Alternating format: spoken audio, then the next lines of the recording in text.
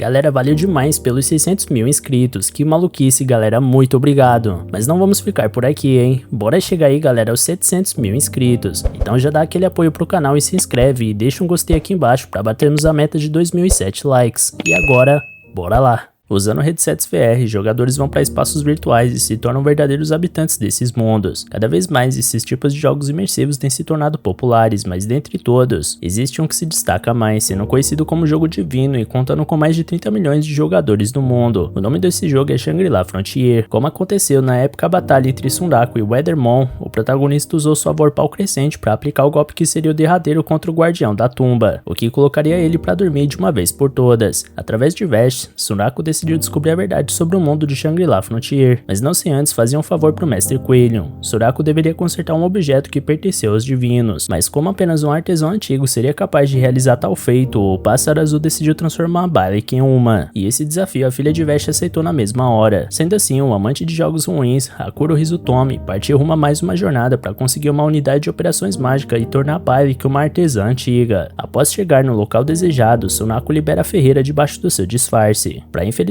da pobre coelha, ela teve que viajar ao lado de Aramis, o vento selvagem, por todo o trajeto. Aliás, já que não tem ninguém em volta, Sunraku consegue se livrar do disfarce e ficar mais à vontade. Inclusive, Emon retoma sua forma original para sua própria alegria. Assim, nas ruínas das glórias do passado, o protagonista interpreta aquela estranha arquitetura como algo semelhante a ossos de um ser vivo, mas pelo que ficou sabendo, se tratava de uma obra do ser humano feita durante a Era do Divino. Fora desse pequeno conhecimento acerca do local, Sunraku gostaria de saber por que alguém construiria uma estrutura gigantesca dessa, e também porque a cultura dessa civilização morreu. Talvez eles estivessem lutando por alguma coisa ou algo nesse sentido, e isso tem relação com o que disse Setsuna, que o protagonista deveria buscar Bahamut. Por falar nisso, Sunraku considera que encontrar aquele professor do clã de estudiosos mudou o conhecimento que ele tinha sobre esse mundo, porque assim como Vashj, aquele velho com avatar de garotinha ofereceu revelar a verdade do mundo ao seu lado, compartilhando as informações adquiridas por eles para trazer à tona as verdades do enigmático Shangri-La Frontier. Quanto a isso, mesmo que aquele professor seja uma figura um tanto quanto bizarra, em uma coisa ele estava certo: as marcações de cenário em Shangri-La Frontier são bem específicas e difíceis de desvendar. Sem um entendimento profundo desse mundo é praticamente impossível encontrar todas. A propósito, esse tipo de conhecimento seria determinante para cumprir as condições de aparição de Lycaon, o atacante da noite, um dos 7 mais poderosos de Shangri-La. Tendo isso em mente, Sunraku aceitou a proposta de amizade do professor e indicou uma mulher para contar a história de Weathermon. Essa mulher é Pen Silgon, que o professor conhece como a matadora de gigantes. Por mais que esteja falando com a Schwarzwolf, entrar em contato seria útil para o professor. Mais tarde, Sunraku ficou feliz ao descobrir que o professor recuou ao escutar o nome de Pen Silgon. Por isso agradece a mulher por ter se sacrificado em nome da experiência de jogo do garoto. Com isso, ele adoraria brincar com aquelas coisas não inventário o mais rápido possível. Sobre isso, Byleth ressalta que chegou perto do professor descobrir eles, o que Sunraku discorda, embora imagine que aquele velho vestido de garotinha sabia que ele estava escondendo algo, porque tá longe de ser um besta, já que é especializado em justamente estudar esse jogo. Na verdade, é muito provável que ele tenha sido educado demais para pressionar Sunraku logo no primeiro encontro. Seja como for, eles acabam de chegar na área onde deveriam estar, e é isso o mais importante agora. É hora de mudar o foco para procurar uma unidade de operações mágicas. Quanto a isso, Byleth interrompe a animação do pássaro e sua fiel escudeira para revelar que fez uma pesquisa sobre essa área e descobriu que é preciso tomar muito cuidado com o fluxo sem fim de golems que rondam o perímetro. E por falar nisso, assim que a ferreira termina sua frase, um golem do divino surge na área e usa seu lança-chamas contra Sunraku. Como não estava botando muita fé nesse oponente por se tratar de um golem de trabalho, o pássaro quase é pego de surpresa e vira frango frito na mão daquele gigante mecanizado. De toda forma, Sunraku presume que por mais que seja visivelmente forte, esse golem não é veloz, e essa deficiência deve ser explorada para que a vitória seja alcançada. Com isso em mente, o pássaro avança contra o adversário, mas Aramis toma a frente do campo de batalha para se mostrar, como é de costume, com sua habilidade solo de espadachim, seguido do corte primordial. O vice-capitão dos mosqueteiros de botas aniquila a máquina sem dó nem piedade. Apesar da performance espetacular do vento selvagem, Sunraku fica maluco da cabeça ao ver que todo e qualquer item que pudesse ter sido deixado pelo golem virou pó, com essa apresentação desnecessária do gato. Aramis ainda tira onda ao afirmar que acabou exagerando um pouco, então Byleth aproveita para bater nele com seu martelo de ferreiro, porque segundo ela, usar um ataque de matar dragão para destruir um golem de trabalho comum já é apelação. Como sempre, o gato implora para a coelha poupar sua cabeça prejudicada, enquanto Sunraku reforça o pedido para ele não usar técnicas tão poderosas de qualquer jeito. Falando nisso, Soraka entende que Aramis é poderoso, mas não parecia que aquele golem era uma grande ameaça. Balek não gosta desse comentário porque nem todos os golems são lentos como esse, portanto é bom ficar esperto o tempo inteiro. Afinal de contas, os golems que realmente vão dar trabalho são aqueles nascidos de elementos locais. Dito isso, uma rocha rolante se move até a perna de Sunraku e crava uma garra na canela dele. Nisso, aquele objeto parecia prestes a explodir, então Balek dá uma martelada no item para isolar ele e salvar o pássaro. Após a explosão se concretizar no céu, todos os presentes percebem que a vida do grupo inteiro ficou por um triz. Sunraku questiona se aquela bola maldita era um exemplar de golem de elemento local, então a ferreira volta a afirmar que é bom ficar esperto porque nunca se sabe o que essas criaturas podem fazer. Em seguida, Emu chama a atenção do companheiro para alguma coisa, e assim que bate o olho naquilo, Sunraku retira o que disse sobre Aramis não usar técnicas poderosas por enquanto. O protagonista diz isso porque esse parece o momento certo de usar tudo que o grupo tem, visto que um golem que libera vários outros de menor porte, exatamente como aquele que explodiu, acaba de invadir o campo de batalha. Sem demorar, as rochas moventes partiam em direção aos seus inimigos, então a equipe de Sunraku foca em desviar daqueles explosivos ambulantes, que não só se moviam no chão, como também saltavam e explodiam no ar, causando sérias dificuldades para todos. Sunraku pede para Balek tomar cuidado para não ativar uma reação em cadeia, porque uma explosão no momento e local errado podem causar uma devastação completa da área. Aliás, de nada adianta lutar contra esses golems bola se outros vão continuar vindo sem parar. O caminho é derrotar a fonte deles antes de mais nada. Emu, que acaba sendo cercada por vários explosivos, usa a lâmina mágica para destruir os alvos que se aproximavam, enquanto Aramis repetia a sequência do solo de espadachim e corte primordial. Porém, independente do que eles faziam, mais golems bola chegavam. Do lado de fora do amontoado de explosivos ambulantes, Sunraku e Balek notam que a coelha branca e o gato estão sendo os alvos principais dos golems. Sunraku imagina que os inimigos vejam Aramis, que é de alto nível, e a Magemu como as maiores ameaças, por isso interpreta a IA como bem inteligente. De toda forma, é preciso intervir o quanto antes para decidir essa luta antes que a situação piore. Pensando nisso, Sunraku parte em disparada e convoca Balek para seguir ele. Como não tem muitos golems bola perto deles, o pássaro pode se aproximar em velocidade do corpo fonte. Sem demorar, a estratégia dá certo até o momento, mas quando chega a hora de brilhar, Balek não consegue acertar a matriz com seu martelo, porque ela saltou de forma impressionante e escapou do ataque. Não só isso, mas também se agarrou a uma coluna de pedra que fica a vários metros de altura, atrapalhando bastante o trabalho dos atacantes. Diante disso, Sunraku poderia usar o saltador da lua com um pulo de 6 barcos, mas é perigoso demais preparar um ataque aéreo sob esse bombardeio. Do outro lado do campo de batalha, Emu tá cada vez mais em perigo, então Aramis pede para a irmã da sua donzela ficar sossegada, porque o cara chegou. Mais uma vez, usando sua sequência de habilidades de sempre, ele consegue arremessar vários golems bola na direção da coluna onde estava o corpo fonte, que é obrigado a saltar novamente para continuar sua fuga. Mas como o golem tá sem lugar para agarrar no alto e vai cair no chão em poucos segundos, Balek acha que essa pode ser a hora ideal para testar aquilo. Então Sunraku saca a espada decapitadora do General das Chamas para ver do que esse golem é capaz. Logo assim que o corpo fonte chega ao alcance, o pássaro utiliza a perfuração brilhante para abrir a carcaça da criatura e expor seu núcleo. Feito isso, Balek entra com seu martelo usando a destruição de material. Esse potente golpe arremessa o golem pro alto como se fosse uma bola de beisebol, e em seguida uma explosão enorme acontece nos céus, obrigando todo mundo a correr por suas vidas. A explosão provoca uma onda de poeira que cobre praticamente toda a área, derrubando o grupo. No entanto, todos estavam bem, então Sunraku se levanta após a luta ser resolvida e acaba pegando um item do céu que foi dropado pelo corpo fonte. Se tratava do ídolo da terra explosiva, que segundo o pássaro, parece apenas um ovo com cara de tonto, mas na realidade é basicamente uma bomba. Logo ele acha que o caminho é jogar esse negócio no inventário e voltar a procurar a unidade de operações mágicas. Ao seguir a jornada, a equipe enfrentava novos obstáculos pelo caminho e ia ultrapassando eles sem grandes dificuldades. Após derrotar um porco-espinho metálico, Sunraku dropa um item chamado ídolo que nega a espada, responsável por chamar a atenção de certos monstros, sendo que quanto mais o ídolo rejeita o monstro, mais o monstro fica interessado. Enquanto isso, Aramis se aproxima de novo de Balek para dar graças a Deus que ela tá viva, e como pediu para ter sua cabeça poupada, agora o gato leva uma sapatada na mandíbula para ficar esperto. Sunraku analisa que esse totem parece ter uma dinâmica parecida com o que rola entre Balek e Aramis. Após fazer essa análise, o pássaro se sente com sorte por ter a espada decapitadora à disposição, porque devido às espadas na parte de fora do corpo, suas outras armas não conseguem chegar no núcleo, além da durabilidade dela ser alta. Logo eles prosseguem a jornada até uma passagem subterrânea onde nem dá pra ver o fundo. Ao mesmo tempo, Pensigon e Katsu observam um grupo de longe. O rapaz questiona o que deve ser feito agora que eles encontraram o que queriam, então a mulher responde que um pouco de PK é a chave, já que assim Katsu adora a ideia. Voltando à realidade, Rei Saiga visita Yu Amaki, que simplesmente está fingindo que a loja de games é a casa de adivinhação Rock Roll, com uma bola de cristal falsa, e Yu Amaki questiona se a garota tá apaixonada, e ela responde responde que sim, embora esteja envergonhada. Porém, seu amor ainda não rendeu frutos, segundo Momo, por isso ela irá prever o futuro com sua bola de cristal.